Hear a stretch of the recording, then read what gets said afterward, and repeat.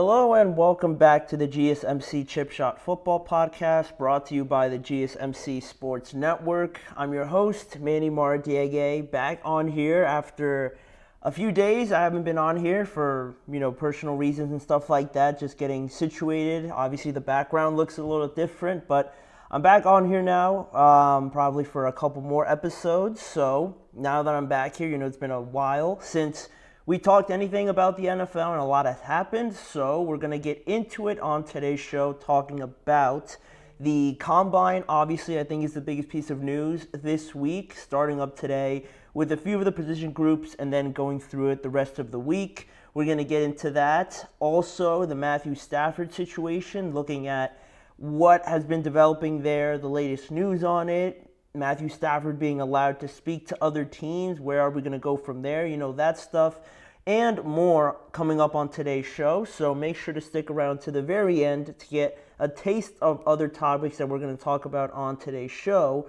But before we get started, I'd like to remind you guys, if you have any questions or comments you'd like to make on today's show, please don't hesitate to do so. Your input and feedback is always a big part of the show. Any reactions or anything like that is always very well received. So if you have any questions, comments, or opinions you'd like to share, please, again, don't hesitate to do so. If you want to make it absolutely sure that your message stands out and gets featured on the show, there's an easy way to do that just by using the Super Chat feature. You can use the Super Chat feature by clicking on the $ at the bottom of the chat box to send in your Super Chat. In this way, it guarantees that your message gets on the air, and it's also a great way to support our show, and we're always very thankful and grateful to you guys for doing that. So go ahead and do that. Let us know what you're thinking. Hit the Super Chat button, and let us know what's on your mind. Get involved with the conversation. We had a lot to talk about on today's show. So going into the first segment, talking about the Combine, as I said, I think the biggest piece of news this week, obviously, I think the starting point or first stop on the new season, the off season getting underway, and this is the first major stop on this journey that we go through each and every year with the NFL. And I thought it would be a good idea to just come on here and talk about the storylines heading into this Combine, because I think it's a very interesting one, very different from last year, right? Where last year we had very clear names as to who we thought was going to go at the top of it. Jaden Daniels, Caleb Williams, Drake May also involved in there. Very quarterback-heavy class, right? And now this year we got it pretty differently, right? You have a couple quarterbacks, but the quarterback class isn't considered as strong as it was a year ago, and it's very heavily lenient on the defensive side of the ball this time around. And not only that, but we've already gotten some news as to, some updates on who's participating, who's not participating, and stuff like that. So with all of that kind of bundled up into something, I have 5 storylines that I thought are the most interesting going into this week. And with that, the Combine's going to go on until March the 3rd. So we got a good amount of days here to really have a solid idea of what this is all going to be like. So for today, starting off with number 5, the fifth, I guess, most intriguing storyline I'll be paying attention to with the Combine is with the running backs, right? And we got the news that Ashton Jeanty will not be participating. He's going to be saving that for his pro day, as some of the bigger names usually do. So Ashton Jeanty's not going to be participating, and I think he's a pretty safe number 1, obviously, right, in the running back class. So with that being the case, how does this open up the door for all the other running backs, right? Who's going to stand out as the number 2 guy in this class? Because I think apart from the defenders, right, the whole defensive class being very deep, I think the running backs this year have a very diverse and also a very deep class to get into, right? I could name a bunch of guys right off, just right off the rip right now as some of the higher named guys, some of the higher touted guys, right? You have your Omarion Hamptons, your Quinshon Judkins, your Travion Hendersons, though Caleb Johnson obviously is another one, but then you have other guys like Taj Brooks, Cam Scadaboo. What is he going to be like in this Combine process? How much can these guys really get their their draft stock to rise essentially, right? And with Ashton not participating, all the attention shifts over now to the other guys. And you might think it is like a Caleb Johnson who takes that opportunity and just runs with it, right? Marion Hampton is another one that has been considered a top 2, top 3 running back in this class. I haven't heard too much about him, I guess, compared to some of the other guys, but he's also a guy that I'm sure a lot of people will be looking at. And Cam Scadaboo, I mentioned, is another one who dominated in the playoff game, obviously against Texas. They got eliminated, right? But he had a very solid performance. So, just the running back class overall, who's going to take the opportunity to stand out and have their stock rise? I don't know if it means that they're going to be drafted, in the first round, along with Ashton Genty, but they could certainly help their case out a lot with all the tests and the drills on the field, obviously. So that's one thing I'll be looking at. And the other one goes no further than the quarterback position, right? Staying in the backfield, if you will. The quarterback participation is something I'll be very interested in, with us getting more news on Shedeur Sanders also not participating in the combine. He is saving all of his measurements and tests and stuff like that for his pro day at Colorado. So how does that open up the door for other guys, right? Your Quinn Ewers, your Jackson Darts, Jalen Milroe, Will Howard, all those guys that are projected, to be the second tier of quarterbacks. How does their stock change, if at all, right? I mean, they have the opportunity. It doesn't mean they're necessarily going to jump to the right behind Shedeur Sanders or something like that, right? But they have the opportunity at least. Or maybe like a guy like Cam Ward, right? It doesn't necessarily have to be the guys, trying to catch up to Cam and Shedeur Sanders. It could be Cam Ward distancing himself even further from Shedeur Sanders, in a lot of people's minds, as the clear-cut best quarterback in this draft. I don't like guys kind of skipping out, especially in this class where there's a lot of questions and doubts about Shedeur, maybe about Cam, and how people say it's not as strong. I think when, you have those narratives, I guess, out there, of course the players aren't going to necessarily buy into them or believe them, right? They just ignore them. But I feel like in this situation, I thought it would have been better for Shedeur to participate and really stake his claim as the best quarterback. And he might still do that with a phenomenal, pro day workout. But I felt like this could have been a good opportunity to do so. And I feel like now for Cam, obviously, has an opportunity to maybe participate. Maybe he decides not to, but I'm going to go with the fact that I think he is. He could separate himself even more. So all of that, all those storylines, and then how does that affect the projection of these players later on after the combine will be interesting to look at as well.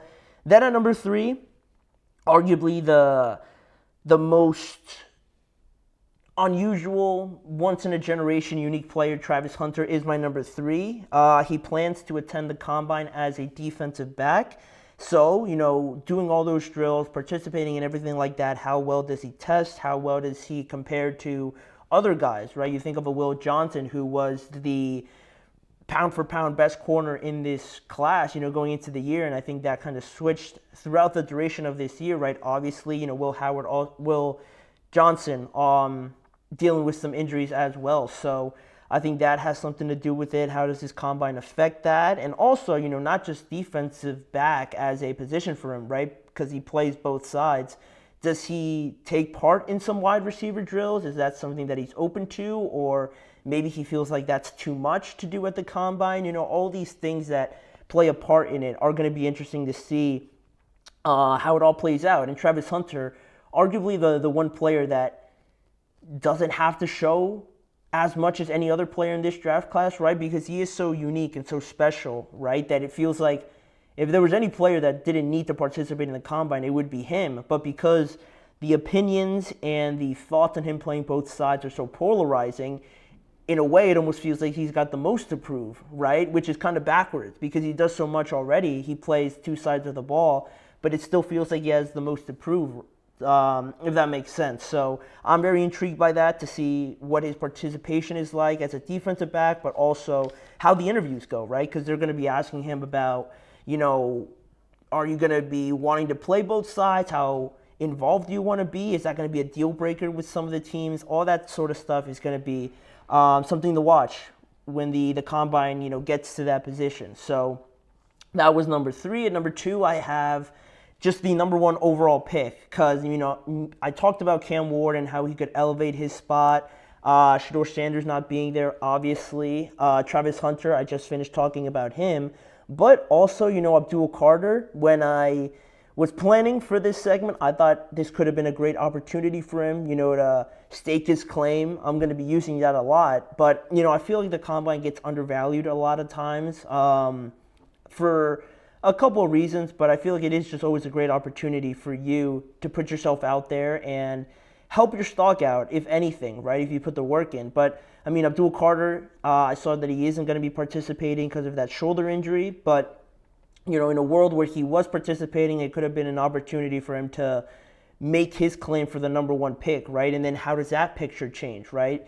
If he blows everybody out of the water, how does that affect the Titans? Are they going to want to stay there or maybe move out of it? Cam Ward, the same thing. If he performs phenomenally at the Combine, how does that affect everything else? Does that maybe, if you're talking about trades or something like that, does it make a team like the Jets or a team like the Raiders or something like that, who are way far behind, right, in the draft and are probably not going to get Cam Ward, just staying pat, seeing him perform like this, does it make them more proactive in trying to get a trade done, right? They see him, they see all of his intangibles and measurements and how he performs at the Combine. Does that give them more of an incentive to try and trade up, right? All those things, I think, play into it. And how the number one pick is altered in a draft class where it's so wide open, it feels like, right? You don't have a guy like a quarterback right at that spot. I thought that could have been a spot where, with the Combine and how it all turned out, it could have been altered a good amount, but Abdul's not participating. Hopefully Cam does. To see him participate this early would be something cool to see, I think. So number one pick and how it's altered was on this list as well. And then just number one for me, very interested in the defensive class, right? Because, you kind of get tired, or at least I do, a little bit of the quarterbacks kind of dominating each and every draft class, it seems. So this defensive class, it feels like it's very dominated by the defensive line. There's some great defensive backs out there as well. And, of course, just every level of the defense feels like it's very strong this year. And just some of these guys that are coming into this Combine, I'm sure most of these guys are going to be participating. Other than Abdul Carter, from what I've seen, it goes beyond the first round too, right? Not just your household names like a Mason Graham or a Jalen Walker, some of these guys, right? Will Johnson, these guys that are being projected to go into the first round.